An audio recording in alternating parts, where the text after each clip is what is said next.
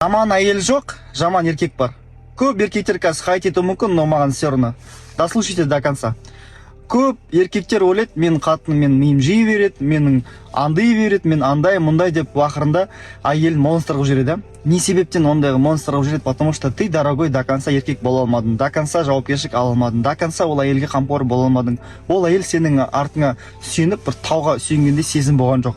И поэтому ты, дорогой, сделал так, чтобы она пахала, работала, за тебя думала, за тебя переживала, за тебя кредиты оплачивала, за тебя ипотеку оплачивала. В общем, сенің артыңды тазалап жүрді, мама қылып қойды, да? И поэтому она такая злая.